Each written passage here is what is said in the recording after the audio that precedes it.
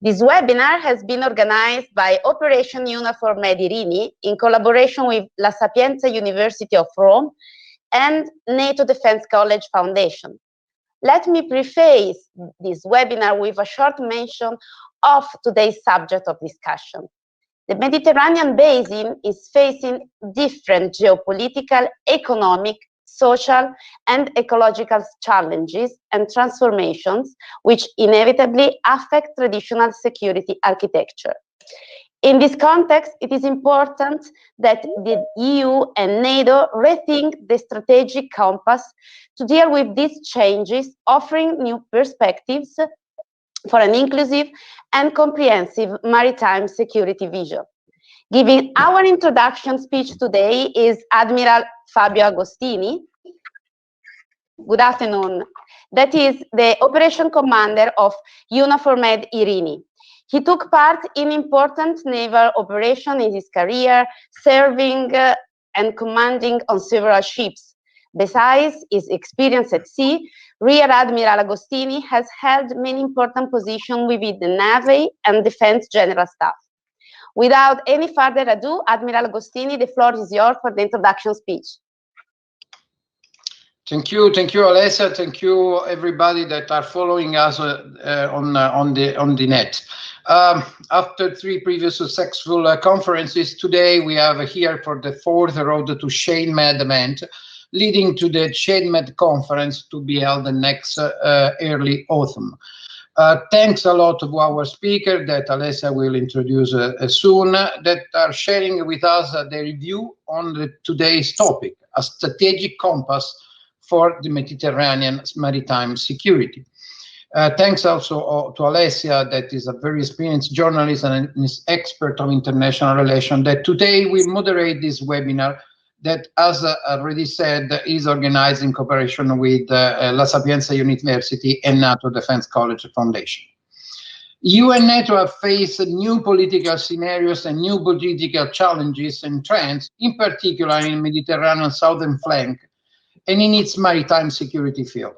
Mediterranean stability is an essential element for global security, but it is a fact that a great number of the world's crises originated in this area. The basin provided multiple strategic challenges significantly aggravated by the ongoing pandemic. This situation highlights the need for continued maritime security presence in the central Mediterranean, an area where other actors are increasing their footprint to fulfill their own national interests. In order to cope with this situation, to enhance its strategic autonomy, to become a stronger global partner, and to define what kind of security and defense actor it wants to be, the EU decided to develop a strategic compass for its security and defense policy until 2022. Building on a common threat analysis, it should concretize that EU's level of ambition as a security provider. The EU strategic compass will set out what the EU should be able to do and achieve in the area of crisis management and resilience in the next 10 to 5 years, and which capability and partnership, especially including with the NATO, it will need in that regard. There are a lot of questions about the EU military levels of ambition, especially in terms of what kind of mission and operation the Union should be able to carry out in autonomy. Any operation commitments that may derive from the EU strategic compass will have implications for resources, command and control capabilities. Of course, it should meet the political will of all EU member states. Finally, there are also a need to assess what kind of type of military contribution can be made to enhancing resilience and countering hybrid threats. Then the strategic compass should represent a real and timely opportunity, but there is also a risk of engaging in a lengthy and winning process would simply produce another paper. So our distinguished guests are asked today to explore these issues and maybe to make recommendations for the process that tie up EU and NATO for a number of relevant common factors. The EU and NATO have repeatedly expressed their willingness to work closely together to achieve their common goal, the security and stability of Europe and its neighborhood. EU and NATO should increase the sharing of information and better coordinate and mutually reinforce the activities in the Mediterranean and also elsewhere. But the fact is that EU and NATO share 21 members as well as a myriad about threat and challenge. But at the moment, for example, Irini has not any kind of cooperation with the Guardian operation. So let me conclude by saying that I hope that all the people that are connected with us will enjoy the fruitful and enriching exchange that will occur today. And I invite all those that were following this event to continue to follow us also for the following events, for coming events. And as ever, I would also like to invite social media followers and to comment freely and openly on the various topics that our excellent speakers will raise during the intervention. Your contribution will certainly be useful and will allow us to better develop our communication and our operational activities. Thank you very much for your attention, and Alessia, the floor is back to you. Thank you, Rear Admiral Fabio Agostini, for your enlightening and interesting introduction speech. Now let me welcome our distinguished guests that are here with us today afternoon. Good afternoon to Daniel Fiot, Security and Defense Editor at the EU Institute for Security Studies. Good afternoon. A very good afternoon, Alessia. And to the Ambassador Alessandro Minuto Rizzo, former Deputy Secretary General at NATO and NATO Defense College Foundation President. Good afternoon. Good afternoon to you. Captain Stathis Kyriakidis, Head of Division Ops Coordination, UMS, and Deputy Director of EU Maritime Area of Interest Coordination Cell. Good afternoon. Good afternoon. Nice to have you here. And to Captain Hans Huygens, that he's the Division Head of Strategic Foresight and Planning Ops Directorate, European Union Military Staff. Good afternoon. Honored to be here. Thank you. Honored to have you. And the last two, Admiral James G. Pogo, former Commander of United States Naval Forces Europe, Africa, and former Commander of Allied Joint Force Command, Naples. It's an honor to have you here. Alessio, good morning from Washington, D.C. Oh, yes, it's morning. Absolutely. So I think we can start now with our first round of questions to our guests. The first is for Admiral James G. Pogo. Let me first briefly introduce him. That is a very, very impressive bio. Admiral James Pogo touched on his career. He's a 1981 graduate of the U.S. Naval Academy, who served as Commander of United States Naval Forces Europe, Africa, and Commander of Allied Joint Force Command, Naples. Was a NATO Task Force Commander in Joint Task Force Unified Protector. In 2018, he commanded Exercise Trident Juncture, the largest NATO exercise since the Cold War, with over 50,000 personnel. Admiral Pogo has had a highly decorated 40-year naval career. It was not easy to summarize your CV, but I would like to ask you, how has the operating environment in the Mediterranean changed since you were first deployed to the region in the 1980s compared to how it is today? Well, thank you very much, Alessio. And I'd be remiss if I didn't say thank you to Admiral Agostino for inviting me to this webinar today. Sir, it's an honor. I'd also like to give a big shout out to some of my Italian friends. One who put this book together, personally engraved it for me. That was Admiral when he was the head of Sophia. And we all know Sophia was named after a little girl that was born on the deck of one of the warships who picked her up in the Mediterranean. You know, since I was a kid, I loved watching Jacques Cousteau about the Mediterranean, and it drew me to to the sea and to the waters of Europe. I sailed there for the first time in 1984 on a submarine, the USS Sea Devil, and participated in many exercises. So to your question, Alessia, in 1984, we were in the middle of a Cold War. There were two blocks, the Warsaw Pact and NATO. And quite frankly, things were a little easier back then. We understood who the adversaries were and what our mission was all about.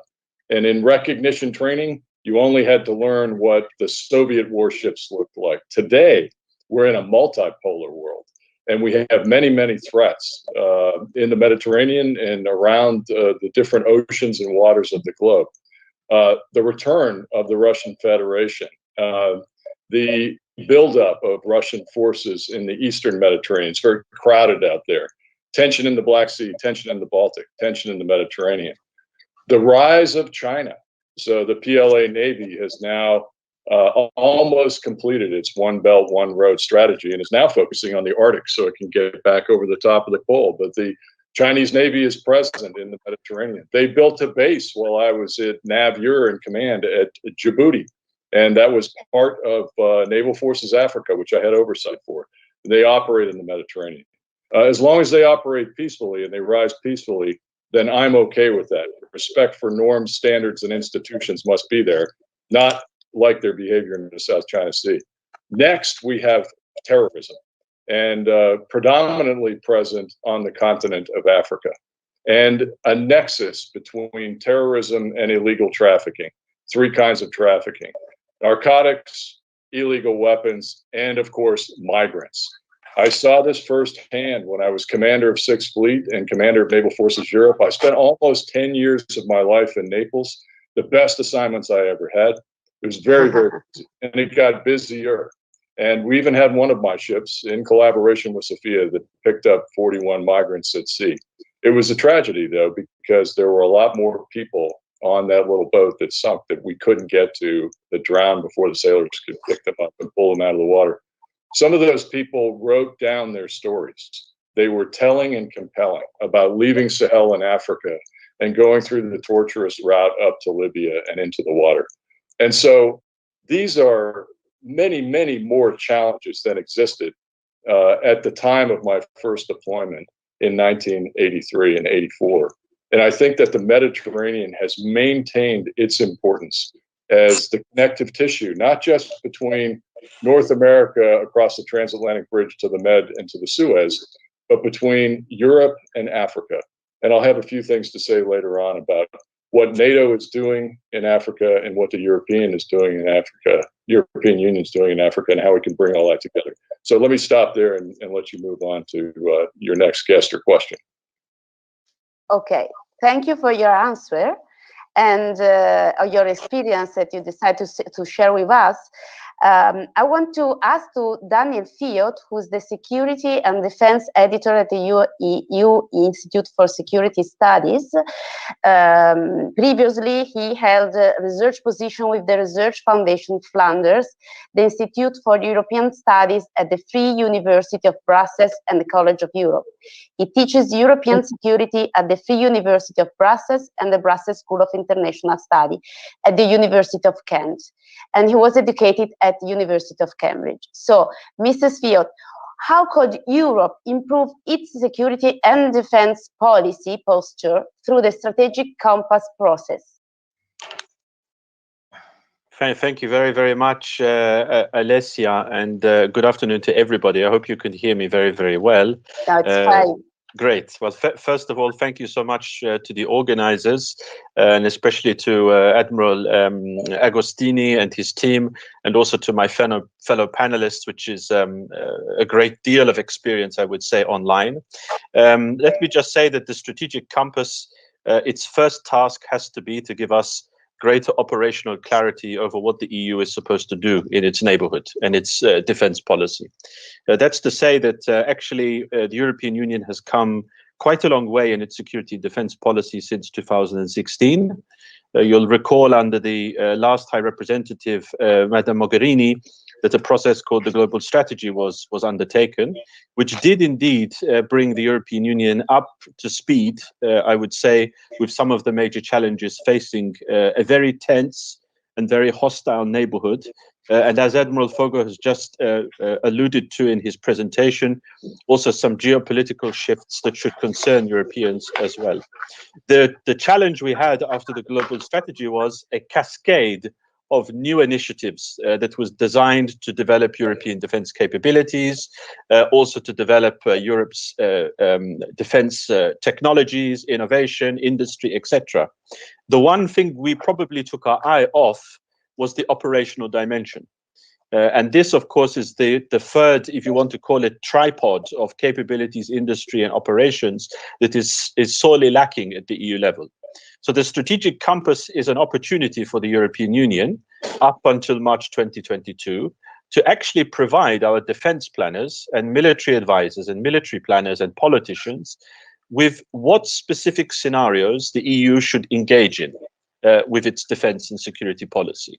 I think this is very, very important because it also gives us an opportunity to say what the EU should not be doing in certain circumstances, which I think is very important in the context, of course, of EU-NATO cooperation as well.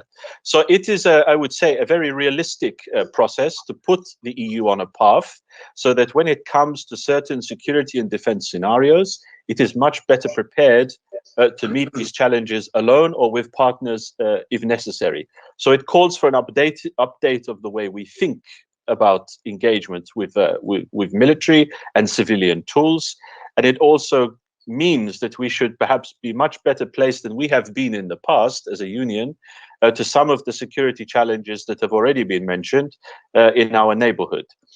I could go on a lot in terms of the specifics of maritime security and the compass as well, but for now, maybe I hand back to you, Alessia, to let my fellow panelists speak, and I'm happy to continue the conversation. Thank you. Okay, thank you. We will ask you something more later. Thank you very much for your contribution. And I would like to ask to Ambassador Alessandro Minuto Rizzo, who is the president of NATO Defense College Foundation in Rome.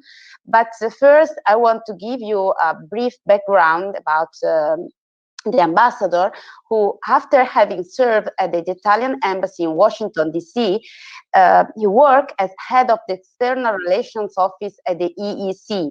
Over the next several years, his career focused on Europe and space policy. He held various positions, such as a diplomatic counselor of the Minister of Defense, Italian ambassador to the Western European Union, and to the Political and Security Committee of the EU, Deputy Secretary General of the Atlantic Alliance, and he was a member of the management board of Mimeccanica in Italy. He is also the author of several books. As for every guest, it's not so easy to make a brief and short bio of all of you, because you have such a very impressive curriculum. But Ambassador, I want to ask you, what kind of political role should the alliance play, and a purely regional one, or one with an important out of area component as well? Well, good afternoon, everybody, and thank you for inviting me. Of course, you are calling very tough questions, in fact. And, you know, we are mixing the tactical and the strategic level, as rightly said Admiral Agostini, whom I thank for his leadership. I mean, he's really doing well in organizing all these things. I think that perhaps we should go back to the big picture for a moment, because, you know, if you discuss only about Sea Guardian and about Irini, you know, it's an important shot, but it's limited. You have to think back at the difference between the NATO and the European Union, first of all. You know, NATO, what is NATO? NATO is a political covenant on one hand, and the military machinery on the other. And you have a lot of experience, a lot of expertise in crisis management, and a special relationship. And I'm sure Admiral Pogo appreciate that, a special relationship between civilian and military, which is unique in the world, in fact. What can I say? This is NATO. On the other hand, and well, another thing is important. NATO is an alliance. There's no supranational ambition.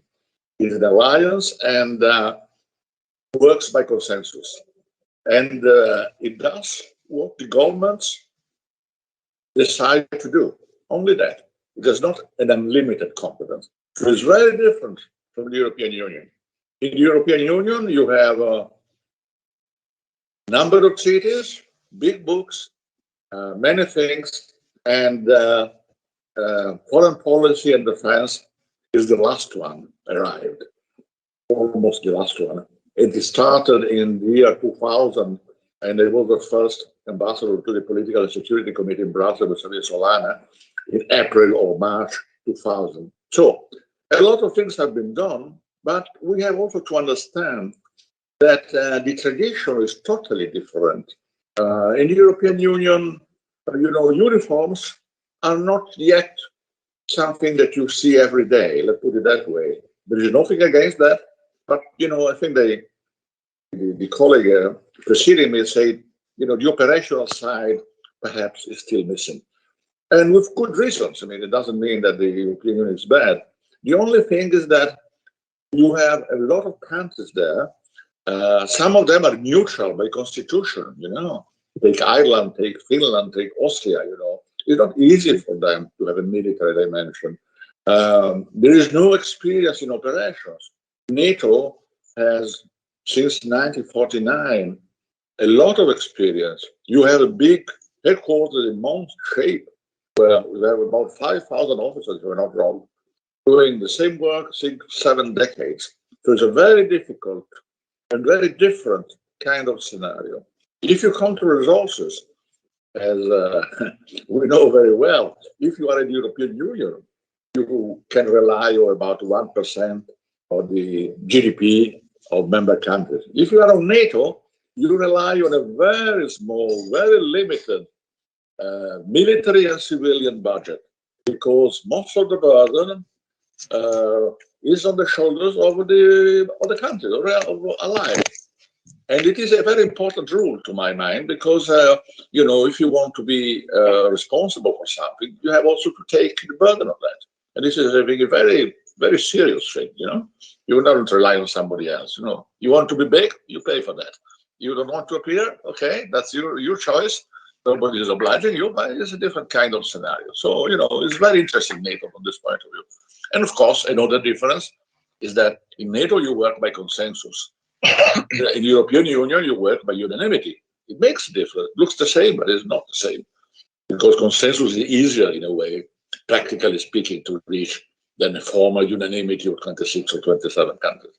After having said that, what is true, and I agree with what we said before, the European Union still lacks an operational dimension.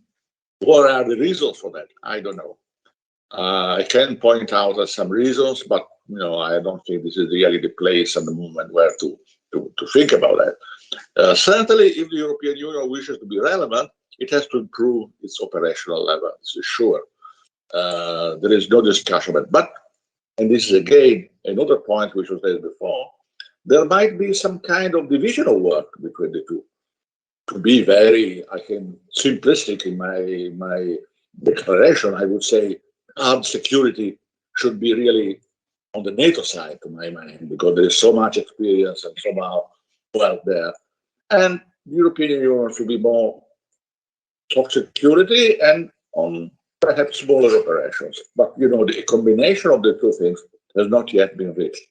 And I conclude by saying that Admiral Agostini was very sincere and perhaps even a little bit naive, if I may say so, saying that at tactical level, things don't go very well, while at strategic level, things are perfect.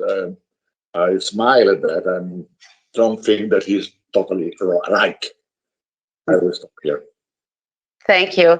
Thank you, Ambassador. You gave us a lot to ponder and consider, and we are grateful for that.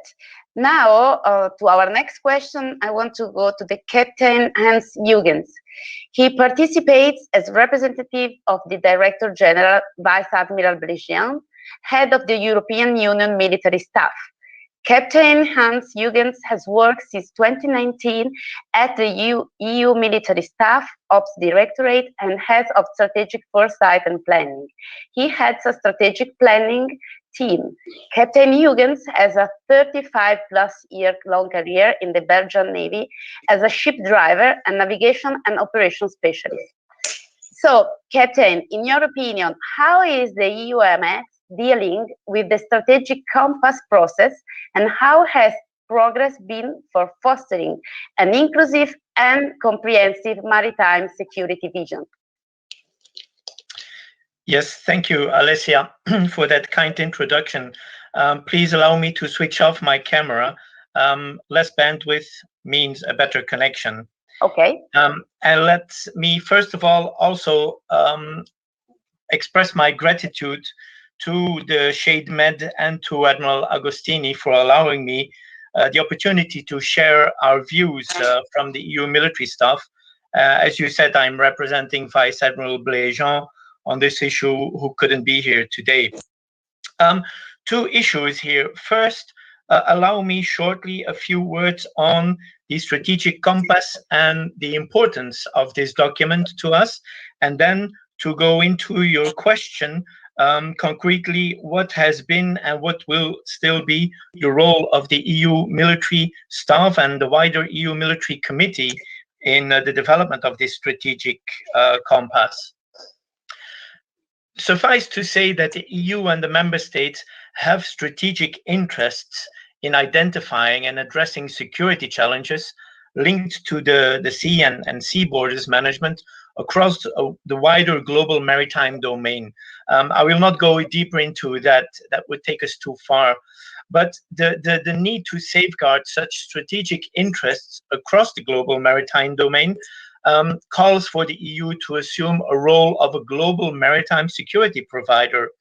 And this was clearly established already in 2014 in the EU Maritime Security Strategy, or EU MSS, as well as in the EU Global Strategy for Foreign and Security Policy, the EUGS of 2016. These remain the cornerstone documents for our maritime security. But as Daniel Fiot already said, the EU sensed it needed more. There was, as Daniel put it, a cascade of novel initiatives which sort of led us to lose our eye on the operational discussion, on the operational dimension. And for those reasons, maritime security is now a clear topic of interest in the strategic compass. The strategic compass needing to fill this void. The dialogue phase, or the negotiation phase between the member states, has started, and the aspiration for a more robust, flexible, and ambitious security and defense stance of the EU is already discernible. The strategic compass is needed to further complement and guide the detailing of CSDP elements, security and defense elements, but both military and civilian, of the EU Global Strategy and the EU Maritime Security Strategy. As it was already stated by Admiral Agostini, the work on the strategic compass began with a common threat analysis, including analysis on the threats and challenges that are endangering the security of the contemporary global maritime domain. And they include the threat of use of force against EU member states, threats to the security of European citizens, remember what just happened in Belarus, and the economic interests at sea. Illicit and illegal activities, proliferation of weapons of mass destruction, resource competition, territorial conflicts and crises, climate change, and finally, illegal and unregulated archaeological research and illegal cyber activities. Those were all threats identified, and the strategic compass helps in defining what the EU wants to achieve in this domain.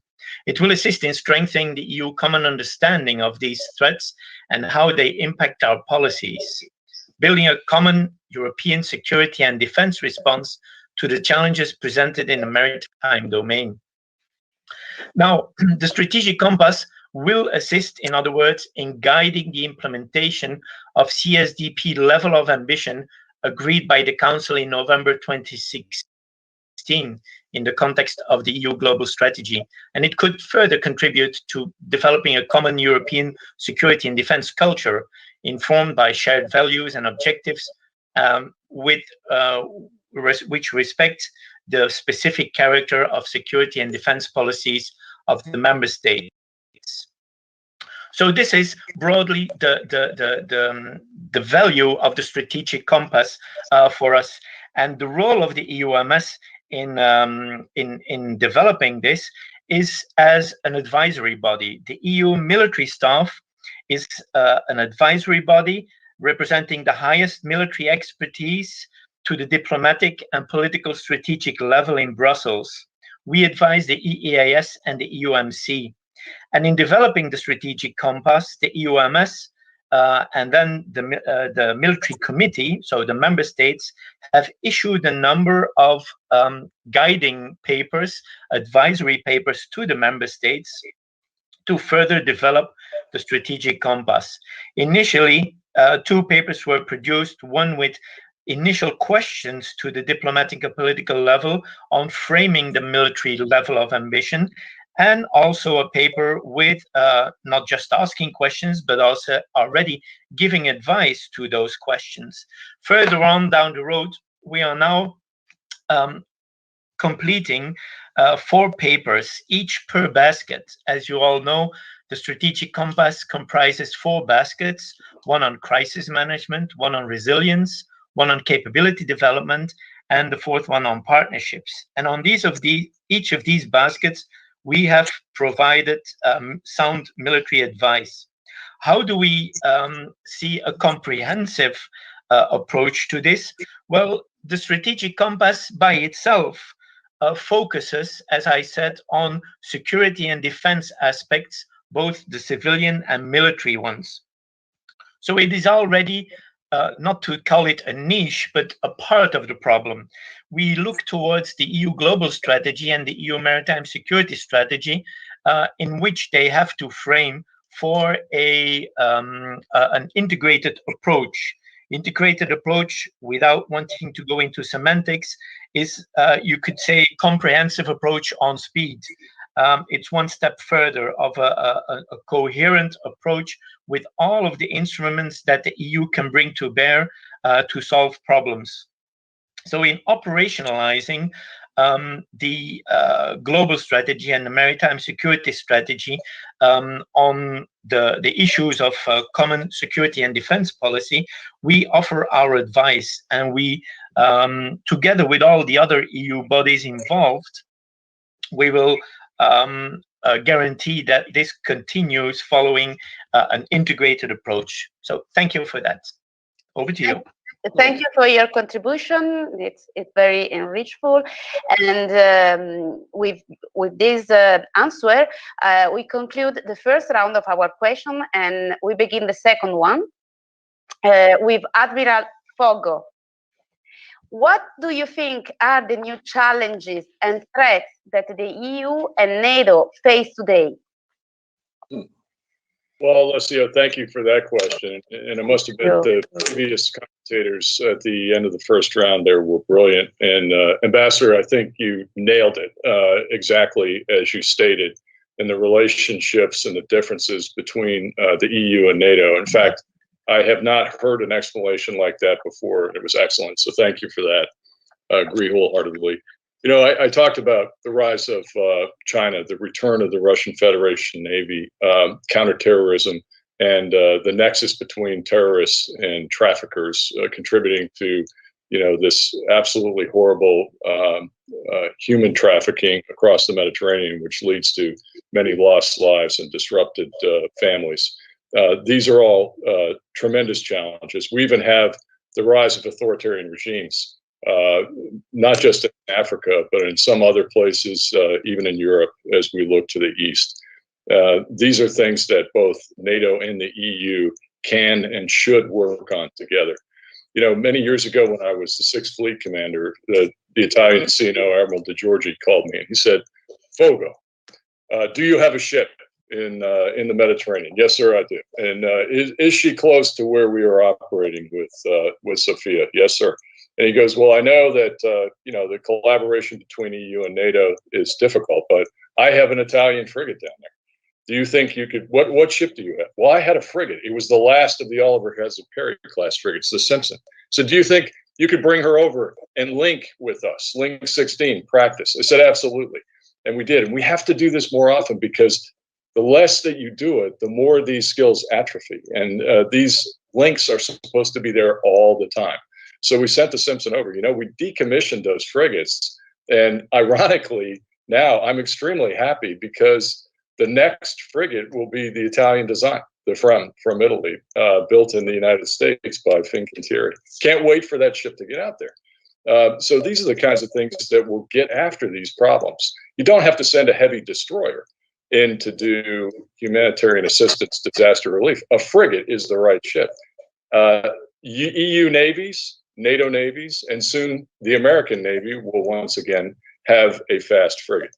And so that's part of the solution to the problem. There'll be collaboration in the maritime domain. And I have to tell you, there's an American author named Robert Kaplan. And one of my favorite quotes from Robert Kaplan is, this is not just the maritime decade, it's the maritime century. So things are shifting from the land to the maritime. We see this all over the world. Look at what's happening in the Arctic. The Arctic is heating up, no pun intended. Look what's happening in the Pacific. Look what's happening in the Mediterranean. And I still think the Mediterranean is at the centerpiece of this. Last thing I'll say is collaboration, cooperation, not just the EU and NATO. This should happen. In my headquarters in Naples, I championed the fact that we had an EU military liaison office. I championed the fact that Lieutenant General Portolano was not only my chief of staff, a brilliant warrior, one of my favorite Italian officers, but also the chief of staff for the European Union Military Committee.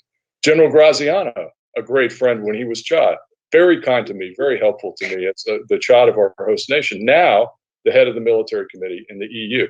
We all know each other, and we should be having dialogue. When you pick up the phone and you need help, and you know the person at the other end, it breaks the ice and it's a lot easier. So that collaboration needs to take place. We also need to be working with, we just celebrated the 25th anniversary of the Mediterranean Dialogue. And there's another union out there, the African Union. I started that when I was in Naples. We took the NATO Strategic Direction South hub to full operational capability. For the first time, we did an exercise this past year for the NRF, including the Africans in the exercise. It was a little bit de-scoped because of COVID, but these things are important, and we've got to have allies and partners on the other end that we can talk to and working together. Now, it's not just because an American said it, but I love the concept. General Secretary of Defense Lloyd Austin was at the Indo-Pacific Command Change of Command. His speech centered on integrated defense. He called out the HMS Queen Elizabeth deployment to the Western Pacific, the French in the Arabian Gulf. And guess what? The Italian carrier Cavour was just in Norfolk. I was down there and I saw her doing integrated F-35 training. So we are stronger together. That was Admiral Stavridis' motto. If you look at the GDP of NATO, it's about 38.5 trillion euro. EU a little bit less now that the Brits are out and the United States is not included in that. But bringing those combined GDPs together, whether it's 1% or 2%, and I don't care about percentages. I think that was the wrong thing to focus on. Bringing that synergy together, where everybody gets a vote, as the ambassador said, in NATO, consensus, in the EU, unanimity, makes for a much more powerful security organization that can get after these wicked problems that are occurring, not just in the Mediterranean, but in the oceans all over the world. Let me stop there and let my other compatriots have something to say about that. No, thank you very much. Thank you for remembering us that together we are stronger. And we very much appreciated you letting us in your expertise and your knowledge. Our next question is for Mr. Fiat. I want to ask you, what kind of synergy could be established between the Strategic Compass and NATO 2030? Thank you very much. Can you hear me? Yes, we can hear you very much. Great. Well, I mean, it's first of all, let me just say that I think what Captain Huygens said earlier was spot on as well, that actually as the European Union, we've probably come quite some distance already when it comes to maritime security, because not only do we have our own strategy, but of course there are new initiatives now. If you look at the so-called coordinated maritime presences concept in the Gulf of Guinea, which I'm sure the guys in uniform can speak a lot better on than I can, that's a very clear indication of Europe improving its presence in a very tough maritime spot. Then also, if you look at the European Defence Fund and also permanent structured cooperation, there you see a very clear initiative by the member states to invest in capability shortfalls and gaps that we see. And that can come from anything to do with investing in European patrol corvettes to unmanned subsurface systems, and also, which I think is very, very important, harbour and maritime surveillance and protection. Now, on the specific question of where the EU and NATO could perhaps focus a bit more their energies, I think firstly it comes from a bit more of a common understanding of the threats that we face in this region, and a bit more broadly when it comes to maritime spaces. And at least within the compass, I think there are 3 domains or 3 areas that should be kept in mind. And of course, they're relevant for the EU and for NATO as well. The first is on trade and commerce. That's the first big issue here. It is a no-brainer to say that the maritime spaces and domains are critical for our trade. And coming back to percentages and financial resources, etc., they're only as strong as our ability to trade in the world. And as the EU itself is specifically reliant on about 90% of maritime commerce for its trade, it's very important. And I would just like to flag also as well in this context the recent scenario or the reality that we faced in the Suez Canal with the blockage of the Ever Given, which was a very timely reminder of what happens in certain choke points. And just keep in mind as well the strategic dimension here, that only 19 days before the Ever Given was blocked in the Suez Canal, the aircraft carrier Charles de Gaulle and the strike group was passing through the canal.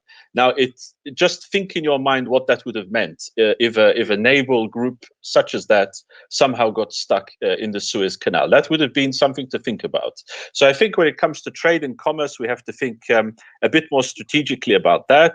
I'm not one of these who believes in the idea of slowbalization. That's the term that's normally given, where globalization slows down. I think there is no other alternative than sea-based maritime trade. So it just means that globalization will become more political in time, which is very, very important for both the EU and NATO to understand. The second point, and I will try to be as brief as I possibly can here, is climate change. This is one of those structural dimensions or structural security problems that is going to affect specifically the Mediterranean basin. And I say this because if you look at any scientific study, they show that the most vulnerable areas are coastal regions. And we already know that there's a hell of a lot of security crises and challenges already affecting our coastal areas, both in the southern dimension of the Mediterranean and elsewhere. Climate change is likely to aggravate that with sea level rises and also some of the security concerns that can become aggravated by climate change. And I think Admiral Pogo has already referenced the challenge of migration as well. That can only become much more complicated when combined with these structural pressures such as climate change. Finally, just to underline the geopolitical dimension here, it is very important to keep in mind that Russia is a Mediterranean naval power. It has its sea base in Tartus in Syria. We also know that it has a gateway into the Mediterranean for the Bosphorus. And let's also keep in mind that I know there was some discussion about whether it would go ahead, but the very fact that the Russians even discussed maybe opening a naval base in Sudan gives you some indication of how they are also thinking about maritime choke points and maritime routes as a geopolitical feature of life. The same with the Chinese. The Chinese, of course, we know have their presence in Djibouti. Even if you look at recent news, it seems like the docking capacity of Djibouti and their base there is even able now to carry multiple aircraft carriers, which should also be raise serious questions for EU and NATO. And then, maybe not to labor the point, it's not been mentioned, but the one sticking point in any discussion about the EU and NATO is, of course, the Turkish question. And I won't go into that, but we do face some very serious problems when it comes to the Eastern Mediterranean. So I would say those 3 points, trade and commerce, climate change, and geopolitics are very, very important. Now, I will end by saying that I think there are 2 main areas, especially for the EU, to think about under the compass, and I'm sure this also has relevance for NATO. The first is that we need to enhance our maritime situational awareness capacity. It is very good already that we have EU NAV4 Irene in the Mediterranean, and we also have, by the way, over a decade of naval experience now with naval deployments, at least under the EU flag. But I think we need to be harnessing a lot of the tools that we see on the horizon. We have EU MARSOR, which is one good tool, the Common Information Sharing Environment, which is being developed. We have the capacities there to improve our situational awareness. The second point, and I will really end here because I know the time is going, is that we should not overlook the importance of hybrid maritime threats. Unfortunately, the maritime zone is an area that is very susceptible to hybrid campaigns because of the gray zones that are created by legal spaces, by the ownership of harbors and ports, by the ownership of maybe energy pipelines, undersea cables, etc., etc., etc. It's a very, very difficult challenge and vulnerability for the European Union and NATO. And that refers to cybersecurity, critical infrastructure protection, and a whole bunch of other issues. So I think the agenda is very, very full. I think awareness raising is very important. Maritime surveillance is very important, but also a shared strategic understanding of the landscape. That's all from me. Thank you. Thank you. Thank you very much for your important contribution. And I know that I think it's time because yes, our General James G. Pogo has to leave us. So if you let me ask the last question before he will leave, because he has he can't follow our webinar more. And I would like to you, if you agree, does shade contribute sufficiently to the awareness of maritime nations in the Mediterranean, or should we do more? Well, Alessio, I think shade is something that I participated in from the time I was commander of 6th Fleet, again with Admiral Credendino, shared awareness and deconfliction. It's an excellent tool for intelligence, surveillance, reconnaissance, and sharing.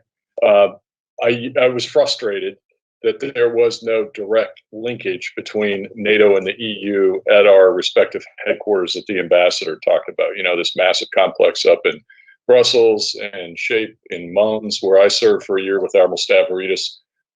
So we figured workarounds, ways around that. And that was, if I had an American ship down there and I saw something that was of interest, that was a potential illicit, illegal activity, then I would report to a NATO ship that was part of Sophia contributing to SHADE, or our command center for SHADE in Rome. And we shared information that way.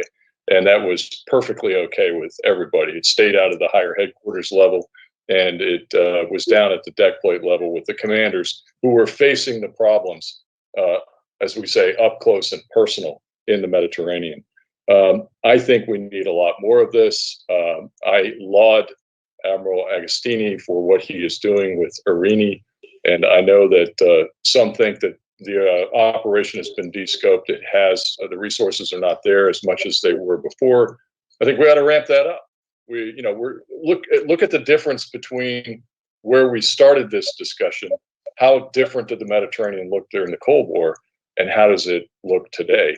These multilateral threats that are on, as the French would say, tous azimuts. You know, all axes of the horizon are pinging on us every day.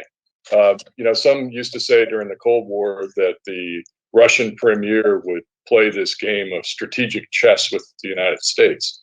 I think President Putin doesn't play chess. He plays the Chinese game Go. And in Go, you can start anywhere on the board. And you can pop up in Sudan, as the previous speaker said. You can pop up in Djibouti, as the Chinese have done.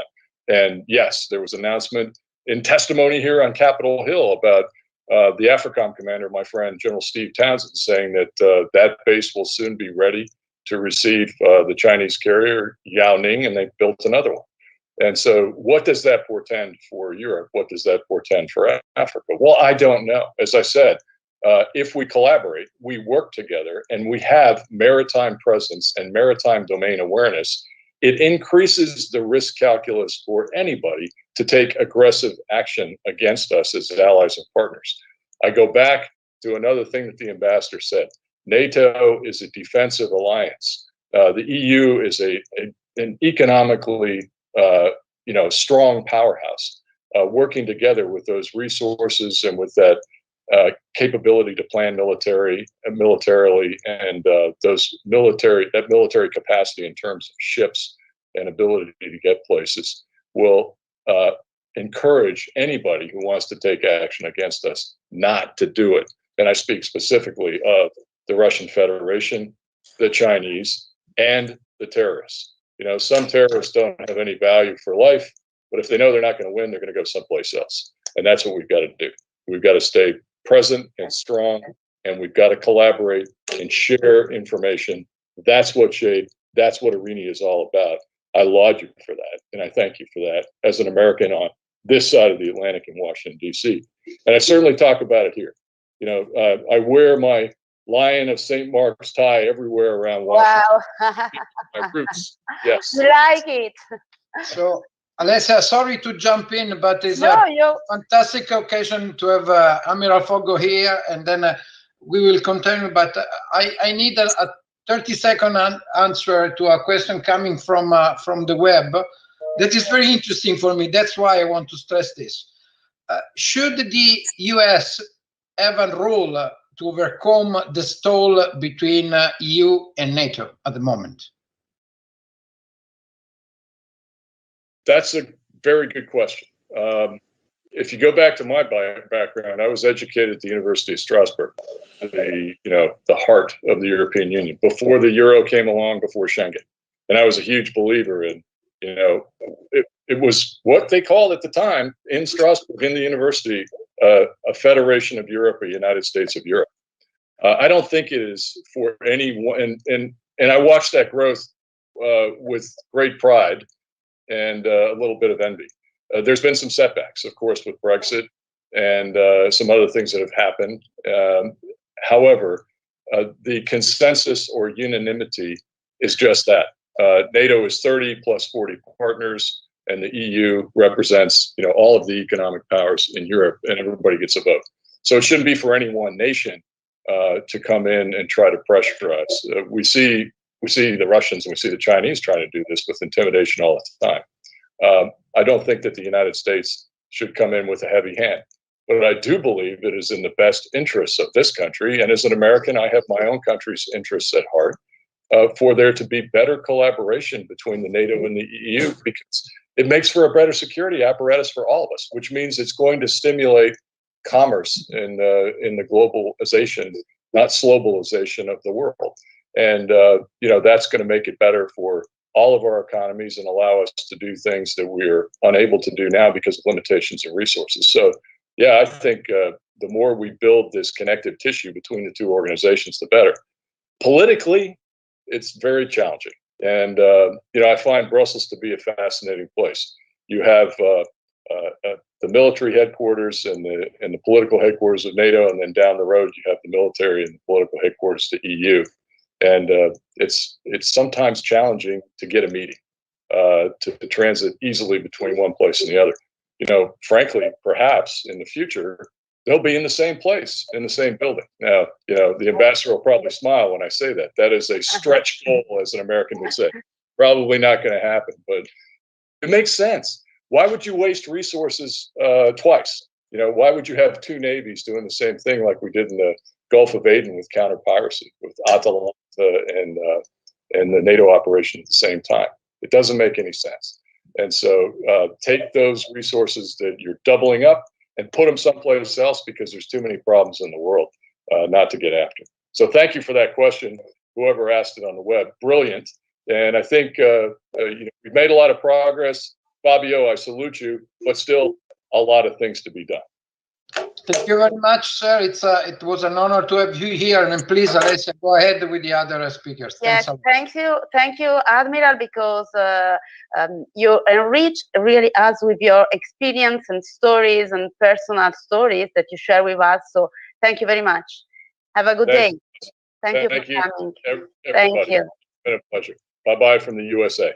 Oh, it's an honor to say bye-bye to Washington, D.C. and to all the U.S. So I want to go ahead with an ask for a question for Ambassador Minuto Rizzo. How to articulate the role with the EU and outside Europe? Will NATO be able to adapt in the new geopolitical environment and in the southern flank? Well, this is an easy question, I would say. Very easy. I don't know, but I mean, very difficult to predict the future. We try sometime. I think that NATO will adapt more easily than the European Union, I think, because it has a much more agile governance, if I may say so. Because if you are in the European Union, you have a very democratic environment, but you have the parliament, you have the commission, you have the council, you have the summits, different ministerial meetings, unanimity, as I said, is a complex thing. NATO, as I said, is much more, as they used to say in Brussels, do-it organization, a simple one. It is guided by need more than by design. It does not follow specific juridical paths. You know, you need a political decision to do something, and then somebody else is doing things. I think that NATO would be able to adapt to different environment. Everybody is thinking about the Indo-Pacific area, of course, and the next summit in June 14 in Brussels will probably give some indication about that. If I have to judge from experience, I would be rather positive in the sense that, for instance, if we take Afghanistan, NATO has been in Afghanistan since 18 years or so, and it has done well. Afghan politics are not doing well. NATO did well, so I don't think we have to regret about it. The problem that we leave behind is not due at all, in any way, to NATO. And it is interesting because in Afghanistan we had up to 42 nations having troops there and working very well together. So this is a good experience. If you look at the Indo-Pacific, of course the question is, China, is it going to be a competitor, or is it going to be an enemy, or how are you going to deal with that? We don't know. The decision has not been made about that. But an easy issue. What we can say is probably, what I personally think, is that it would be decided by NATO to have some kind of partnership in the Pacific. We have already Australia and New Zealand wishing to do that. Of course, Japan and Korea are also candidates for that. What does it mean? We don't know. Or it can be only a nominal thing, political consultation. We'll see. Anyway, I think that NATO is doing well in that relationship. The only thing that is missing on the NATO side is that partnerships are really not, is underinvested, we'll put it that way. So they are very important symbolically from a political point of view, but there are few activities of the alliance in partner countries. I think, for instance, of the Mediterranean dialogue or the Istanbul Cooperation Initiative that I started myself, and they should be more invested. The European Union, I mean, has a different problem. I mean, it has been said very well before. I don't need to repeat it. It has to become more operational. It has to become operational. There is one last thing that I would say, which is important and usually forgotten even by students and by scholars. The fact is that the relationship between the European Union and NATO today, at this point, really goes down to the relations between the Secretary General and the International Staff of NATO and the External Service of the European Union, which is good, of course, But that is not enough, because those are, let's say, the operational persons. What is lacking is an institutional link, which existed in the beginning. It existed in the beginning between the North Atlantic Council and the COPS. It existed, it was written down, and it worked up to a certain moment in time. I don't want to point out to any country, but anyway, this mechanism was broken, the point. And in fact, the North Atlantic Council and the European Union are not meeting anymore at the institutional level. I mean, I'm speaking between governments. And this is a very important thing. Unless we go back to that in a way or in another, I don't think that the cooperation will never be perfect. Because the two secretariats, they have goodwill, do nice things, but they have their own limits. Okay. Thank you, Ambassador, for sharing your ideas with us. And our next question is for Stathis Kyriakidis, who participates as representative of Vice Admiral Blesian, head of the European Union military staff. Stathis Kyriakidis is the head of Division Operations Coordination in the EUMS and the Deputy Director of the EU Coordinated Maritime Presences, Maritime Area of Interest Coordination Cell. I would like to ask you, could you provide us with a short summary of EU maritime security? Do you think that the pilot project in the Gulf of Guinea can be implemented and applied to other contexts? Thank you very much, Alessia. Can you hear me? Yes, we hear perfectly. Thank you very much. And I would also, I'm deeply honored to participate in such a distinguished panel.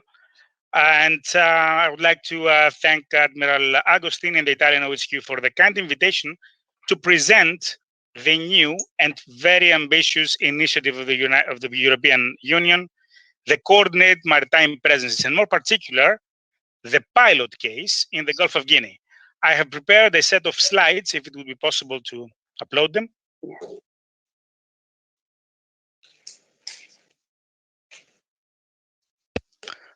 Very well.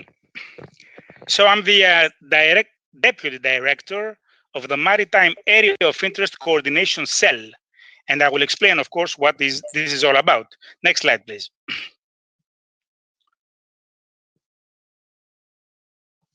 Oh, they are, okay, here we are. Okay, very well.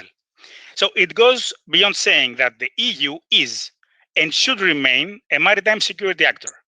Moreover, many EU member states regularly deploy a considerable number of naval assets around the world. In that context, back in 2019, EU introduced the concept of coordinated maritime presence, I will refer to as CMP, through which EU could enhance the presence and political influence around the globe. Next slide, please. I'll try to explain the key features of the CMP concept and the implementation.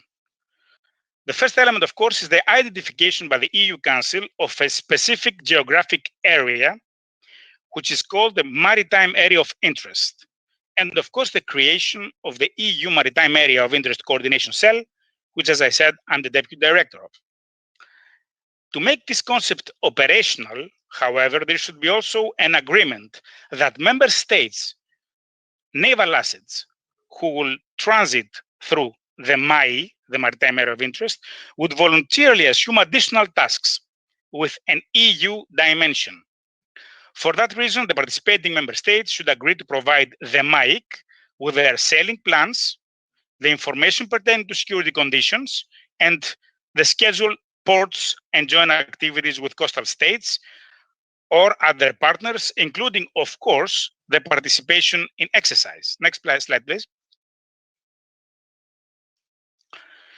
In accordance with the CMP, the MAIC collects and shares within the EU situational information provided by the member state vessels, develops links and exchanges of information with maritime industry and with other partners, establishes relations with relevant OHQs, collaborates with External Action Service, IASP, the Integrated Security Policy Directorate, and all the other EEAS services to develop a strategic communication plan in support of the activities carried out within this specific MIA. And last but not least, of course, informs the Political and Security Committee and the EU Military Committee on its activities, at least on a quarterly basis. Next slide, please. So the CMP concept, in order for you to get a good idea in a nutshell, is as follows. It is complementary to the maritime security operations concept. It provides new opportunities to enhance the maritime presence in key areas beyond, and this is very important, beyond the ongoing CSDP operations. CMP takes maximum benefit from the naval presences, avoiding unnecessary duplication of assets and structures, and as Admiral Pogo underlined, especially with NATO. CMP should not affect the ability to launch a CSDP operation in the same area if the EU member states so decide. The vessels voluntarily participating in CMP will remain at all times under national chain of command. The Exchange Information Network in use is the European Defence Agency Maritime Surveillance Project, which already was mentioned by Dr. Fiot. And the PSC will revert to the implementation of the pilot case of the CMP in the Gulf of Guinea by January 2022. Next slide, please. But why the Gulf of Guinea as a pilot case? As you know, EU is already present in the region with an effort to improve maritime security through the development of capacities of the coastal states. A set of initiatives were launched and funded for the capacity building. As a matter of fact, there are 8 different multi-million projects running in the Gulf of Guinea, EU projects. But despite our efforts, in the latest years, the maritime security in Gulf of Guinea has gradually worsened, and the region has become one of the most dangerous maritime areas in the world, as all of you know. Next slide, please. This is a slide which represents the main milestones of the CMP Gulf of Guinea pilot case. What we should underline here is that officially the project, the pilot case, was launched on the 25th of January 2021. Next slide, please.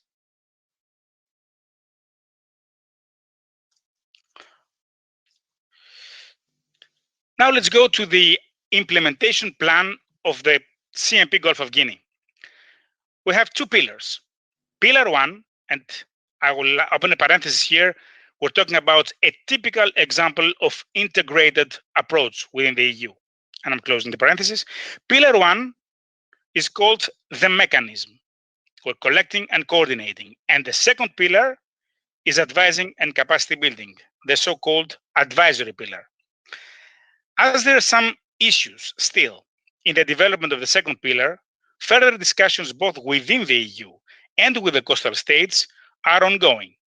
Therefore, we are for the time being focusing on pillar 1, the mechanism. The governing body is the CMP Gulf of Guinea Committee, composed of the European External Action Service and EUMS, and with the participation of those member states that are willing to participate, not only deploying units, but participates in the concept.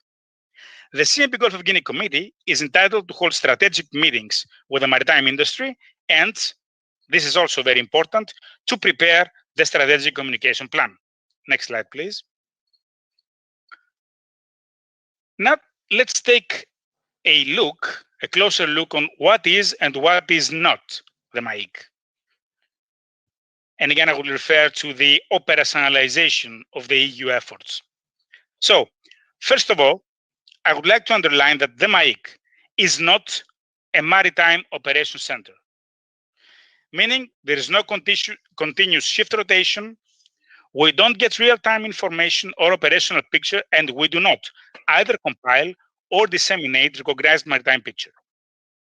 As of October 20, the EUMS expert cell, despite the severe restrictions imposed by COVID, started the official gathering, processing, and dissemination of information within the EU.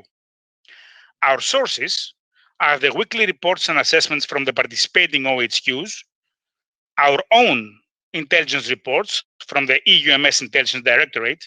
Again, the main source are the member states, and open sources. Again, the main info sharing is the MARSUR. Next slide, please.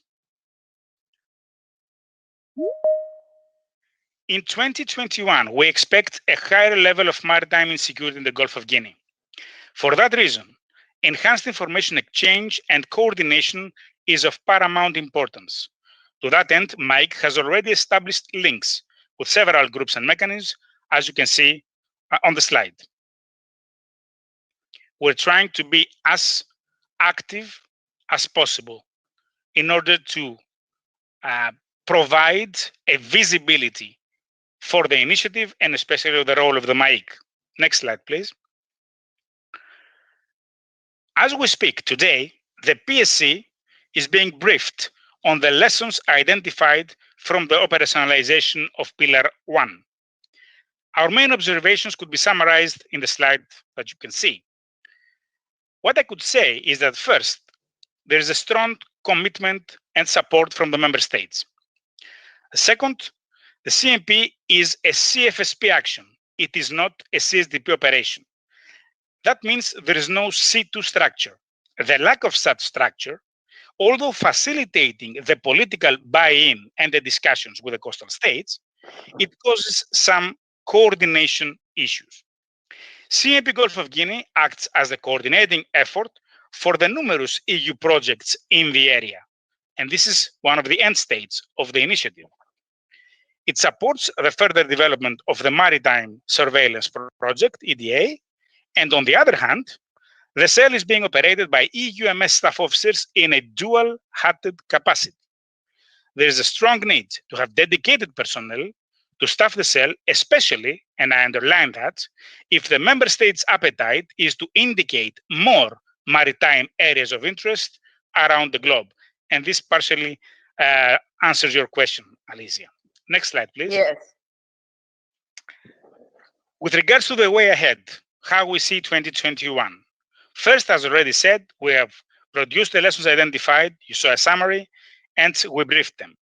Now we still need to deconflict the member states' assets deployment for 2021. It's an ongoing process.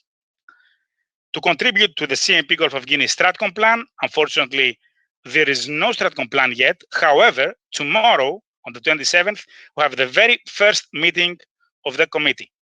So one of the main takeaways we hope to be the Stratcom plan. To participate in the planning phases of French-led exercise Grand African Nemo in the area, to engage with relevant international and regional fora as much as we can in the context of our outreach, including the ICC of the Yaoundé architecture, and of course the maritime industry.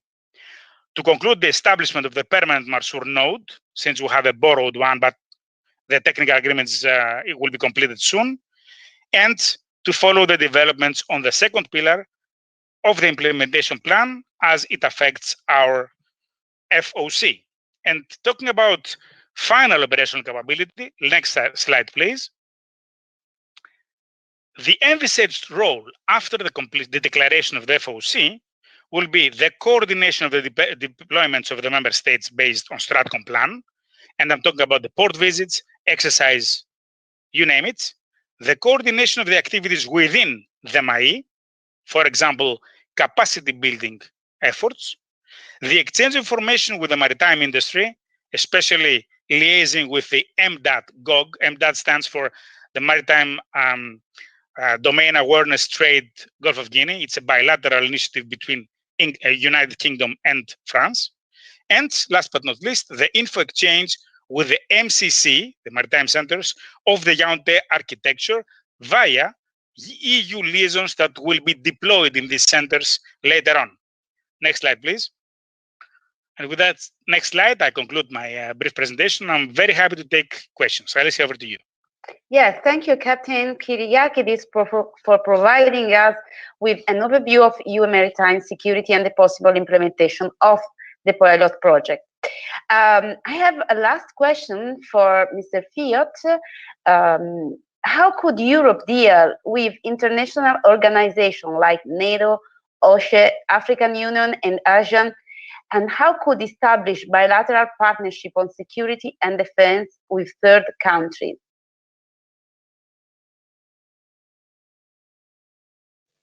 Oh? I'm hoping you can hear me. Oh, we can hear you. Great. Did you hear my question? I did. Okay, that's perfect. I did. Thank you very much, Alessia. Thanks to you.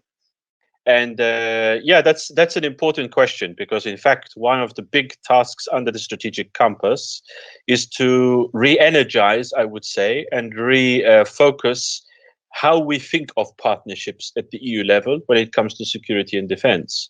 Now, I think if you look at the recent past of the EU's dealings, it is very obvious that the core partner is NATO, but then you also mentioned African Union. I think in Captain Kyriakidis' presentation, he also referred to bodies such as ECOWAS, and multiple other bodies in the Gulf of Guinea, which is very important.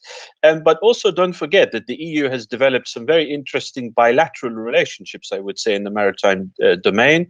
It has, for example, ongoing defense partnership with countries such as Vietnam, which may not come immediately to people's minds, but it also has strategic interests and partnerships with countries such as the Republic of Korea, also Canada, and more specifically, because it gets much more press than any other, the EU-Japan partnership, which, by the way, will be discussed tomorrow at the EU-Japan webinar or summit online.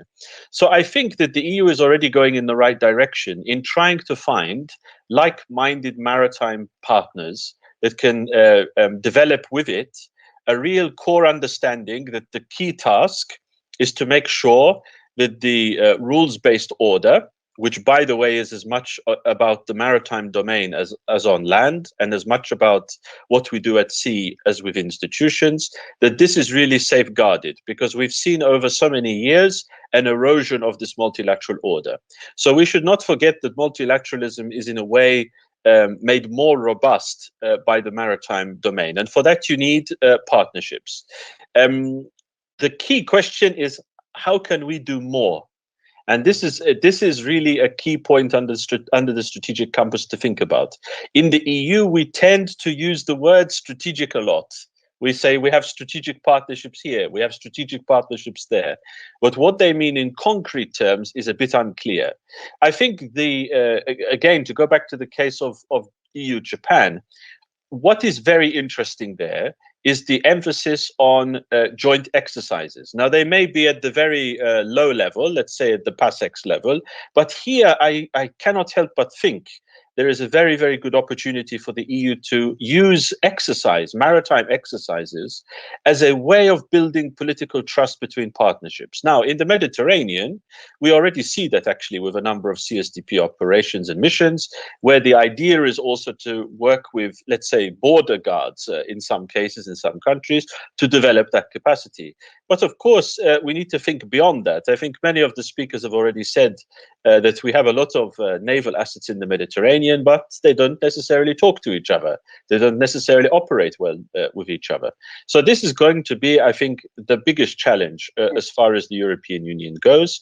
But again, and I'll end on this point actually, I would stress that we're in a completely different geopolitical environment today. In the past, we had the luxury, and it was said very, very well by the 2003 European Security Strategy, that Europe was free, prosperous, and secure. In such a context, you don't have much incentive to collaborate with each other in the military sphere. However, if you read the Global Strategy of 2016, it states very clear in the executive summary that we as Europeans are facing an existential crisis.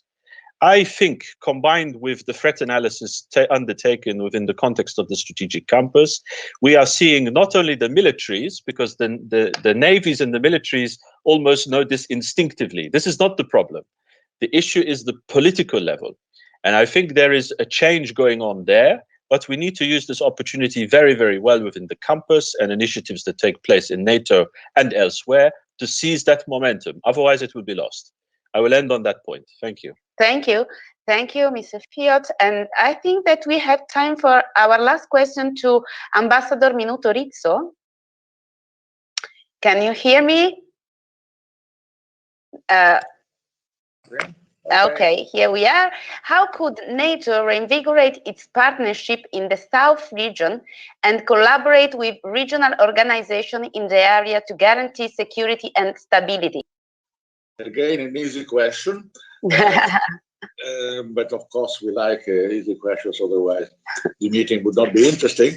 I think that in fact, I'm joking because the answer is difficult in practice, but is easy in theory, because NATO has partnerships on the southern shore of the Mediterranean, including about 12 members, the Gulf and in the Mediterranean, and including Israel, by the way. The issue is that in the present, let's say, I don't know how to explain that, political horizon, or how we want to define that, this doesn't seem to be a priority anymore, because this thing started in the first decade of the century with full support of all the countries, the Secretary General, the United States government, everybody. And I was the person who did most of the job, by the way. I wrote even 2 books of that.